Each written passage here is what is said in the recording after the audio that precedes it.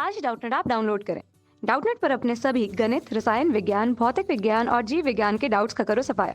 बस प्रश्न की फोटो खींचो, एक ही प्रश्न को क्रॉप करो और तुरंत वीडियो सोल्यूशन पाओ। अभी डाउनलोड करें। हेलो दोस्तों, आपका प्रश्न है जल के क्वथनांक पर यदि 900 जूल प्रति ग्राम ऊष्मा आंशिक रूप से उपयोगी कार्य में परिवर्तित हो जाती है तथा इसका एक अंश, ठीक है। तो दोस्तों यहाँ पे हमें विकल्प दे रखा है। पहले विकल्प में दिया है विद्युत ऊर्जा में बदल जाता है, दूसरे विकल्प में दिया है दोस्तों सदैव व्यर्थ जाता है, तीसरे विकल्प में दिया है वस्तु का भार, दोस्तों ये भार होगा, ठीक है, वस्तु का भार बढ़ा देता है। चौथे विकल्प में दिया है दोस्तों गति ऊर्जा में बदल जाता है, ठीक है। तो चलिए दोस्तों प्रश्न को हल करते हैं। दोस्तों ऊष्मा गतिकी का जो द्वितीय नियम है, ठीक है, प्रश्न को हल करते हैं दोस्तों। ऊष्मा गतिकी के दूसरे नियम के अनुसार, दूसरे नियम अनुसार, नियमानुसार, ठीक है, ऊष्मा गतिकी के दूसरे नियम के अनुसार दोस्तों जो ऊर्जा होती है या जो ऊष्मा है जो कि निकाय अवशोषित करता है, ठीक है, अवशोषित ऊष्मा, अवशोषित ऊष्मा, ऊष्मा या ऊर्जा को पूर्णतया, पूरी तरीके से जो है हम कार्य में नहीं बदल सकते, ठीक है। अवशोषित ऊष्मा को पूरी तरह से कार्य में नहीं बदल सकते, कार्य में नहीं बदल सकते, ठीक है ना।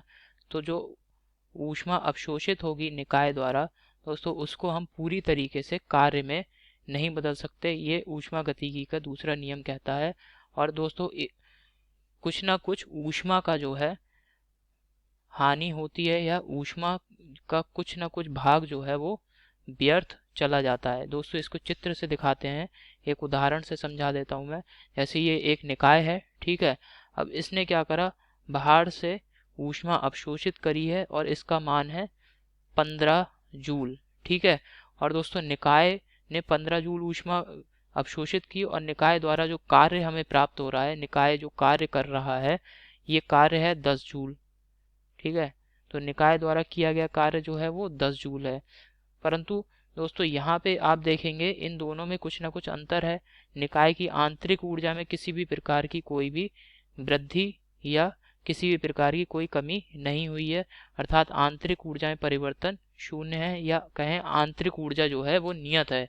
तो दोस्तों आप देखेंगे कि यहाँ पे जो है 5 जूल ऊर्जा या 5 जूल ऊष्मा जो है अभी भी ऐसी है जो कि हमने, जिसका कि कहीं पे भी प्रयोग नहीं हो रहा है।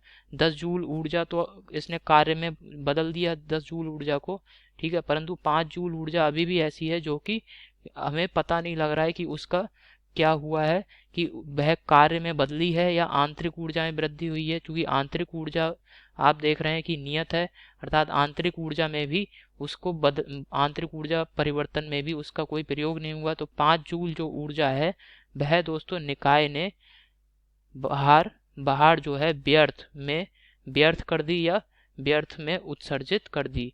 या कहें कि जो 5 जूल ऊर्जा है, ठीक है, 5 जूल ऊर्जा है जो कि हमें ज्ञात नहीं हो रहा है कि 5 जूल ऊर्जा का क्या प्रयोग किया गया है, निकाय में क्या हुआ है, वह ऊर्जा निकाय ने जो है व्यर्थ में उत्सर्जित कर दी। तो यही ऊष्मा गतिकी का दोस्तों दूसरा नियम कहता है कि पूरी तरीके से ऊष्मा को उपयोगी कार्य में नहीं बदला जा सकता। तो दोस्तों अब प्रश्न को देखते हैं।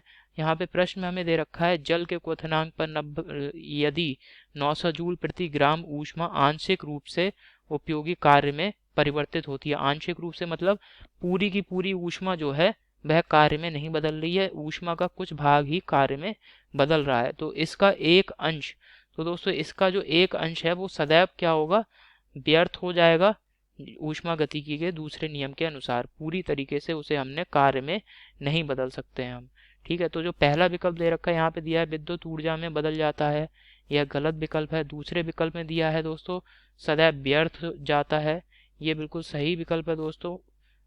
एक अंश जो है वो सदैव व्यर्थ हो जाता है ऊष्मा का।